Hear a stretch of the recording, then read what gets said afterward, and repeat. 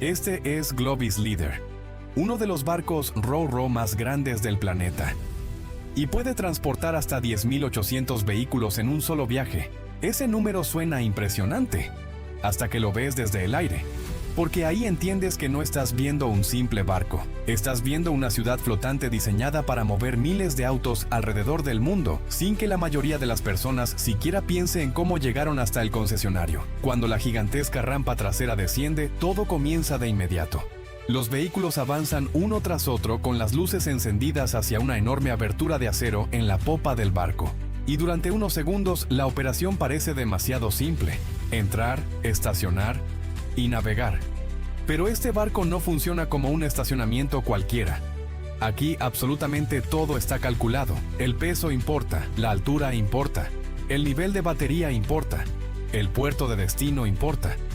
Incluso el orden exacto en el que cada vehículo deberá salir del barco puede cambiar completamente el plan de carga, porque en medio del océano, un error de distribución puede convertirse en un problema gigantesco. ¿Y el mar? No perdona errores. Glovis Leader es actualmente uno de los gigantes más avanzados de la industria marítima automotriz. Construido en Guangzhou y entregado en 2026, este monstruo flotante tiene capacidad para 10.800 CEU. CEU significa Car Equivalent Unit, o unidades equivalentes de automóvil, y aunque no representa una cantidad exacta de vehículos, sí permite medir la capacidad real de carga entre barcos, rutas y operaciones logísticas. Porque un SUV eléctrico no ocupa el mismo espacio que un sedán compacto. Y hoy, la industria automotriz ya no mueve únicamente autos pequeños de gasolina. Ahora transporta camionetas gigantes, vehículos eléctricos, camiones pesados e incluso maquinaria industrial. Y eso cambia absolutamente todo. Los autos modernos son más pesados, más complejos y mucho más delicados de transportar, especialmente los eléctricos. China entendió eso antes que muchos. Por eso barcos como el Anji Ancheng comenzaron a convertirse en símbolos del nuevo poder automotriz chino. En 2025, este buque realizó su primer viaje hacia Europa, transportando cerca de 7.000 vehículos fabricados en China. Pero no era solo un envío, era una declaración al mundo, porque fabricar millones de autos ya no es suficiente. Ahora también necesitas barcos capaces de moverlos. Y ahí aparece uno de los mayores problemas de la industria moderna. Si no hay espacio en los barcos, los vehículos simplemente se quedan atrapados en los puertos, y un auto detenido no genera dinero. Por eso empresas gigantes como BYD comenzaron a construir su propia estrategia marítima. El BYD Shenzhen es uno de esos ejemplos. Con capacidad para 9.200 vehículos y propulsión dual fuel de GNL, este barco no solo transporta automóviles, transporta control, porque depender de barcos ajenos puede retrasar lanzamientos, vaciar concesionarios y hacer que miles de clientes terminen comprando otra marca. En la logística global, el tiempo vale millones, y cada retraso puede convertirse en una pérdida gigantesca. Otros barcos, como el Höegh Aurora, muestran otra batalla moderna: las emisiones. Este buque fue diseñado para reducir hasta un 58% las emisiones de carbono por vehículo transportado comparado con generaciones anteriores. Y la lógica es sencilla: mientras más vehículos mueve un solo barco, menor es el impacto individual de cada unidad. Es exactamente la misma idea de un autobús lleno comparado con cientos de autos individuales. Solo que este autobús cruza océanos enteros. Pero no todos los barcos ro-ro transportan únicamente automóviles. Algunos, como el MV Tønsberg, poseen enormes cubiertas capaces de mover tractores, autobuses, trenes, maquinaria pesada y cargas industriales gigantescas. Y ahí es donde estos barcos se vuelven verdaderas megaestructuras flotantes, porque un barco portacontenedores simplemente apila cajas. Pero un ro-ro funciona como un gigantesco estacionamiento móvil con rampas internas, pisos ajustables y corredores de acero diseñados para mover carga constantemente. El día de carga comienza mucho antes de que el primer auto encienda el motor. Remolcadores posicionan el barco. El práctico del puerto sube a bordo, se conectan las amarras y finalmente la enorme rampa trasera desciende. En ese momento, el barco deja de parecer una estructura cerrada y se transforma en una gigantesca terminal de tráfico. Pero para entonces, el verdadero trabajo ya estaba hecho. Porque el plan de carga ya fue calculado al detalle. Cada vehículo tiene un lugar específico, y mover un auto equivocado puede retrasar horas enteras de operación en el siguiente puerto.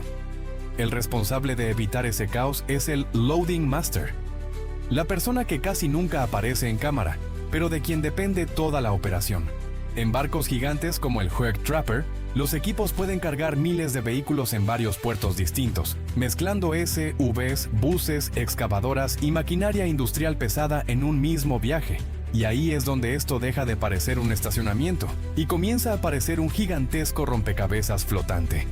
Las cargas pesadas van abajo.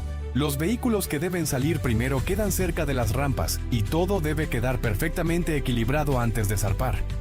Cuando inicia la operación, el puerto entero se transforma. Conductores esperan en filas interminables, suben a los vehículos, encienden motores y avanzan hacia el interior del barco con apenas segundos de separación entre uno y otro. Desde un dron parece organizado y elegante, pero dentro del barco la realidad es completamente distinta. Pasillos estrechos, techos bajos, curvas cerradas, radios sonando todo el tiempo. Aquí nadie admira el diseño del tablero ni el cuero de los asientos. Todos están concentrados en no golpear una pared, no bloquear un carril y no retrasar la siguiente línea de vehículos. Después entra el equipo de aseguramiento.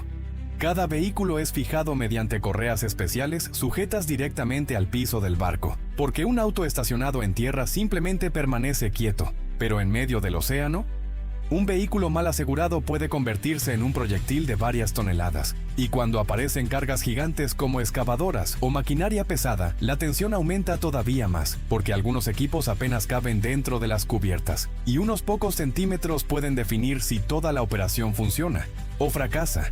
Los vehículos eléctricos hicieron este trabajo todavía más complejo. Hoy, muchas navieras exigen que las baterías viajen entre un 20% y un 50% de carga. Demasiado baja y el vehículo podría no moverse dentro del puerto, demasiado alta, y el riesgo aumenta. Porque uno de los mayores temores actuales es el Thermal Runaway, una reacción térmica en cadena dentro de las baterías y en un barco cerrado lleno de miles de vehículos. Eso puede convertirse en una pesadilla. Por eso existen sensores térmicos, sistemas contra incendios, rondas permanentes de inspección y sistemas automáticos de agua nebulizada. Nadie quiere descubrir un incendio 3 cubiertas más abajo. Cuando la rampa finalmente se cierra, el barco abandona el puerto y se convierte en una pequeña ciudad flotante. En el puente de mando, la tripulación monitorea clima, tráfico marítimo, combustible, riesgos de piratería y congestión portuaria. Una sola travesía puede comenzar en Corea del Sur, pasar por Shanghái y Singapur, cruzar el Océano Índico, atravesar el Canal de Suez y terminar semanas después en Europa.